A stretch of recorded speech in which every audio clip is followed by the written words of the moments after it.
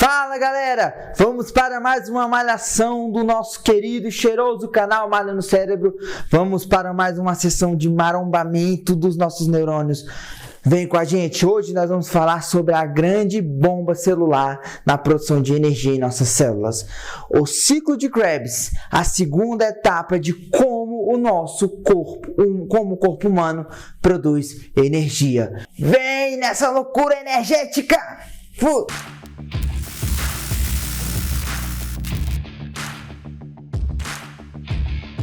Galera, vamos falar, como eu falei na intro do vídeo, sobre a segunda etapa da respiração celular, que é o maquinário bioquímico que o nosso corpo usa para produzir energia no corpo humano, no corpo dos animais também. O ciclo de Krebs, ele é uma série de reações metabólicas que acontecem em cima do ácido cítrico. Aí você vai falar, mas Gilmar, não era a glicose que era oxidada na primeira etapa? Calma, eu vou explicar, vocês vão entender. Mas o ciclo de Krebs é uma série de oxidação. O que é oxidação? É você tirar a energia da molécula. Você extrai energia e transfere essa energia para o ATP.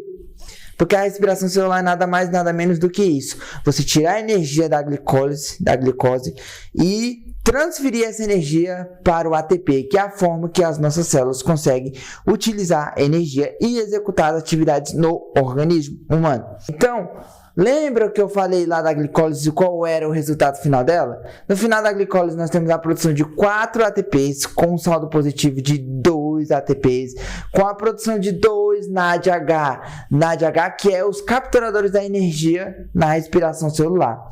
Então, no final da glicólise, nós temos 2 piruvatos, que vêm da quebra da glicose. 2 piruvatos de 3 carbonos, e esses piruvatos precisam dar continuidade na respiração celular para produzir mais energia, mais ATP, porque o organismo humano é muito complexo e demanda muita energia. Então, nós precisamos de muito mais energia do que simplesmente 2 ATP que são produzidos na glicólise de saldo positivo. Então, agora, nós vamos para o ciclo de Krebs. Nós temos agora, partindo de onde a glicólise terminou, nós temos 2 piruvatos de 3 carbonos. E esses piruvatos agora vão entrar na nossa querida mitocôndria. Aí você me pergunta, Jeová, o que é mitocôndria? Rapaz, você quer acabar com o meu... Calma, eu vou explicar. Mitocôndria é uma organela celular dentro do citoplasma da célula responsável pela respiração celular. Isso, a mitocôndria é uma organela no citoplasma da célula com a função de cuidar da respiração celular. Quando a glicólise termina, lá no citosol da célula, os piruvatos vão entrar dentro da mitocôndria, porque é lá que vai acontecer as 2 últimas fases de como o nosso corpo produz energia. Então, nessa segunda fase, vai acontecer numa região chamada de matriz mitocondrial, dentro da mitocôndria. Então, os 2 piruvatos de 3 carbonos vão ter que entrar dentro da mitocôndria. E a mitocôndria é uma organela que tem uma membrana interna e uma membrana externa. E os 2 piruvatos que vêm da glicólise, ele vai ter que passar pelas 2 membranas. Só que ao ele passar pelas 2 membranas, vai acontecer uma parada muito legal. Vai acontecer a descarboxilação. Misericórdia. O que é descarboxilação? Calma. Descarboxilação é toda vez que uma molécula perde um carbono. Ela perde um carbono e agora nesse ciclo de Krebs vai acontecer isso demais. Vai acontecer isso adoidado. Que quebra o carbono, quebra a ligação, tira a energia da ligação para formar o ATP. Então, os 2 piruvatos que vêm da glicólise vão entrar na mitocôndria. E aí, lembra do que eu falei, o piruvato tem 3 carbonos. Quando ele passa pelas 2 membranas da mitocôndria para poder entrar na mitocôndria, ele perde um carbono. Eu tinha 3, perdi 1, ficou 2. Isso, ficou 2. É só fazer uma conta de subtração simples. Então, ele vai passar pelas duas membranas e toda vez nesse ciclo de Krebs que eu vou falar, quando perder um carbono, já fica automático na sua cabeça. A ligação quebra, a energia é liberada, vem um NAD, lembra do NAD lá na glicólise, que é o capturador de energia? Ele vai capturar a energia liberada na quebra da ligação, só que vai ter uma diferença. Lembra que eu falei na glicólise que não tinha a presença do oxigênio, que era um processo anaeróbico? Aqui no ciclo de Krebs é um processo aeróbico, precisa de ter o oxigênio. E toda vez que o carbono é liberado da molécula, ele se junta com o oxigênio e vai embora na forma de CO2, gás carbônico. Por isso que nós seres humanos respiramos oxigênio e expiramos CO2. Tem isso fruto na respiração celular. Então, o piruvato entra na mitocôndria, perde um carbono, o carbono vai embora na forma de CO2, porque ele se junta com o oxigênio, e a energia liberada pela quebra da ligação é capturada pelo NAD. Então, no início do ciclo de Krebs, a gente já tem a formação de NAD. Aí vai ficar uma molécula de 2 carbonos. Essa molécula de 2 carbonos tem um outro nome. Ela não se chama mais piruvato, ela se chama acetil. Aí você fala, misericórdia, que esses nomes? Calma, vá anotando, vai pegando seu caderno. Essa parte de bioquímica tem muito nome, reação química e tudo mais. Então, aí fica uma molécula de 2 carbonos, o acetil. O acetil, no longo do processo, ele vai se juntar com uma enzima chamada de coenzima A. Sim, coenzima A. E para que serve a coenzima A? A coenzima A, ela serve pelo seguinte: ela serve para direcionar o acetil para o início do ciclo de Krebs. E ela também acelera o processo. Você tem que entender que o nosso corpo demanda energia o tempo todo. Eu estou mexendo as minhas mãos aqui e essa simples gesticulação com as minhas mãos ao longo do show, quando eu explico o vídeo, isso demanda energia. O meu pensamento, para associar o que eu estudei e trazer e expor o conhecimento aqui, demanda energia. Quando você come um alimento, o seu sistema digestório para digerir aquele alimento demanda energia. Cada sistema, cada função, cada órgão para funcionar demanda ATP, demanda energia. Ou seja, o corpo humano precisa de energia o tempo todo. E se não fosse a coenzima A para acelerar o processo, porque as enzimas elas catalisam, elas aceleram o processo, demoraria dias e mais dias e mais dias, e o ser humano ia para o beleléu. Então, a coenzima, além de ela direcionar o acetil para o início do processo, ela acelera o processo também.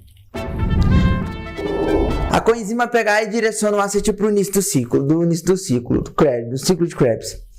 O acetil, ele é uma molécula de 2 carbonos. Pensa comigo, se eu quebrar ele uma única vez, vai ser só uma única energia liberada. Só que, como eu falei, o organismo humano, ele demanda muita energia, porque ele é um organismo muito complexo. São bilhões de células espalhadas por cada sistema, por cada corpo, e todas elas precisam de energia para funcionar normalmente. Só para vocês terem noção, só pelo sentido da visão, a visão, são mais de 30 milhões de neurônios no seu cérebro que trabalham somente pelo comando da visão. Ou seja, são 30 milhões de neurônios que precisam de energia para sua visão funcionar normalmente. Então, é um organismo muito complexo. Então, se eu só ter o acetil e quebrar ela e liberar energia uma única vez, é pouca energia.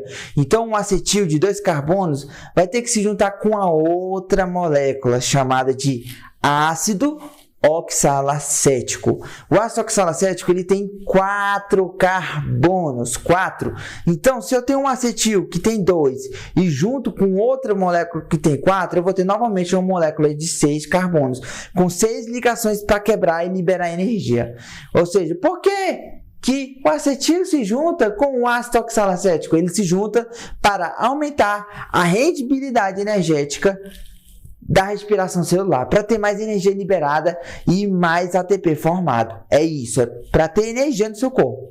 Então, no início do ciclo de Krebs, o acetil vai se juntar com o ácido oxalacético, vai formar uma molécula de 6 carbonos. E aí vai começar, cada etapa dessa de quebra dessas moléculas é mediado por enzimas específicos que vão mediar cada etapa dessa. E além disso, cada enzima media a etapa, o ciclo de Krebs é mais ou menos composto por umas 8 etapas, mais ou menos, de quebra. Quando eu falar oxidação, estou falando de quebrar a molécula, para tirar a energia da ligação e transferir essa energia para o ATP, que é a forma que as nossas células conseguem utilizar a energia.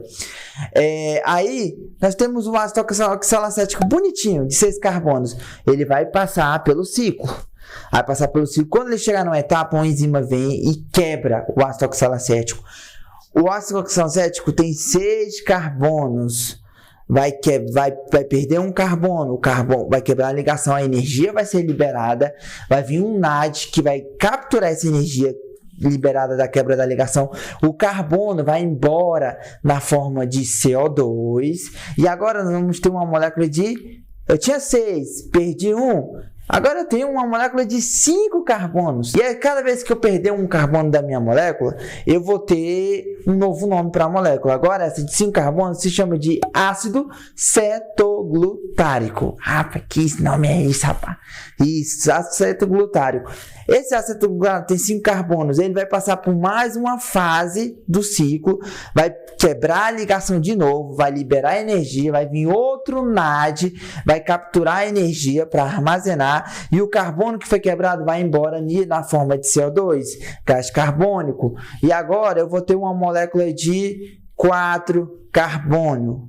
4 carbonos. Lembra que eu falei? Toda vez que a gente perder um carbono ao longo do ciclo de Krebs, além da energia que é liberada, a molécula vai ter um novo nome. E essa molécula de 4 carbonos agora se chama de ácido succínico. Sim, ácido succínico de 4 carbonos. E não se esqueça, cada vez, desde o ácido oxalacético, do ácido cítrico, que é a junção do acetil mais o ácido oxalacético.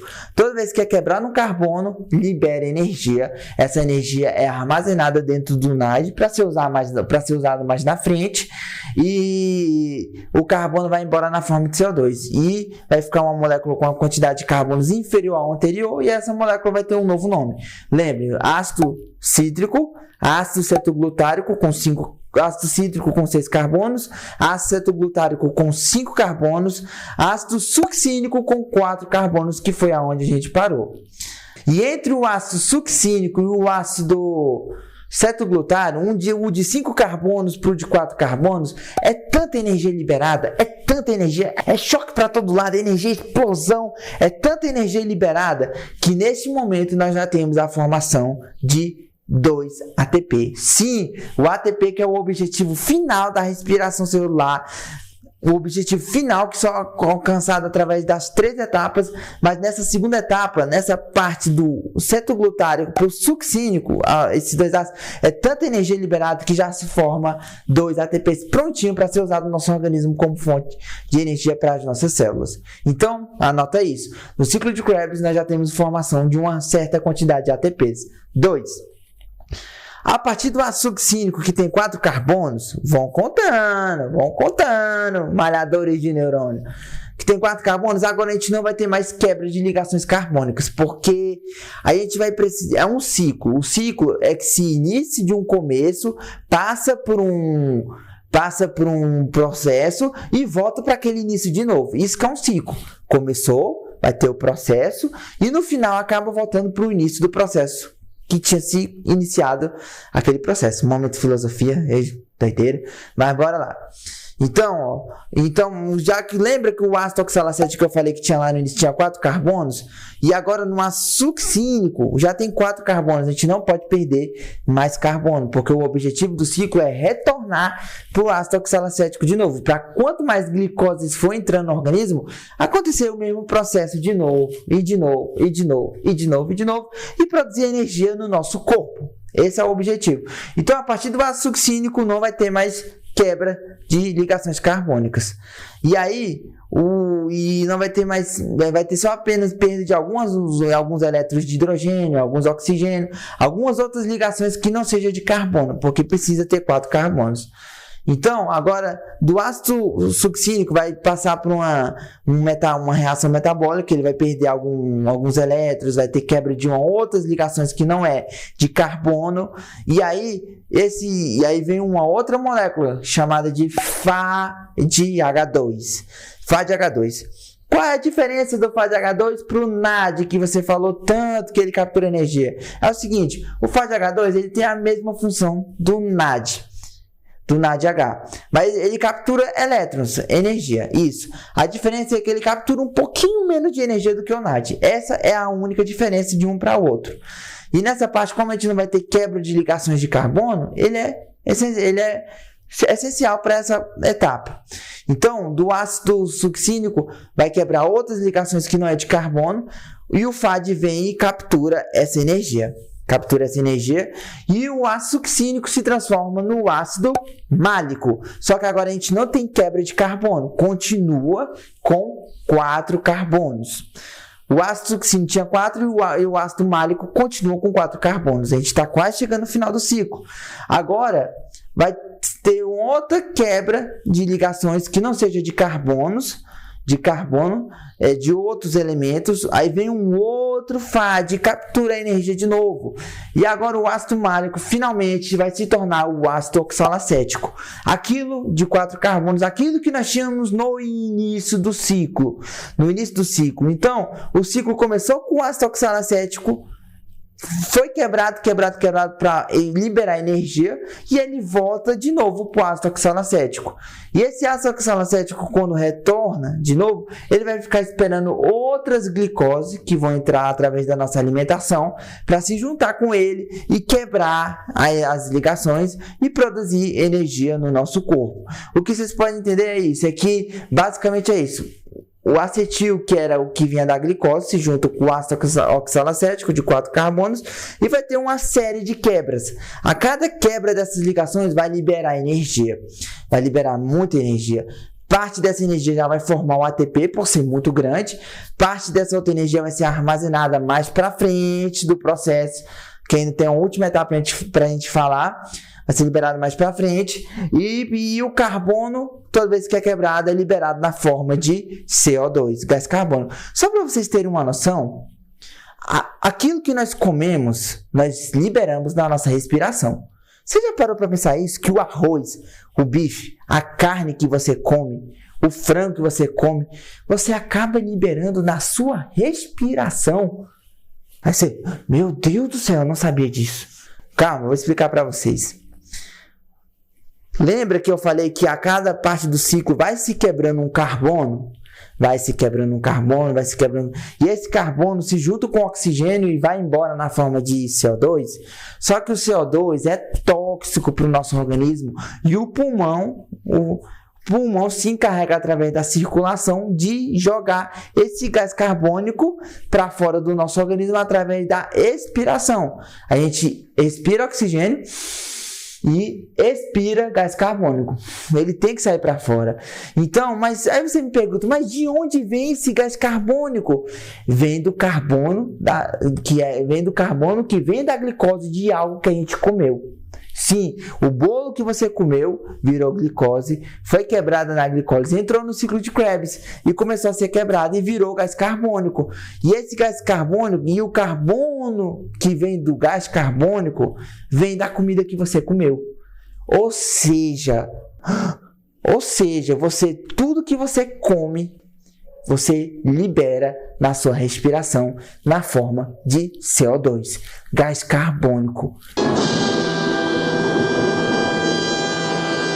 Meu Deus do céu, sim, isso é ciência pura, muito top. Então agora você nunca mais vai esquecer isso, que tudo que você come, você libera na sua expiração, porque ao longo do ciclo de Krebs vai ser uma quebra de muitas ligações para liberar energia, para formar o ATP, e o carbono vai embora na forma de CO2. O CO2 é tóxico e vai ser excretado para fora do nosso corpo através da respiração. Só que o CO2 tem um carbono, e esse carbono vem da glicose e das coisas que a gente come ao longo do dia para produzir energia no nosso corpo.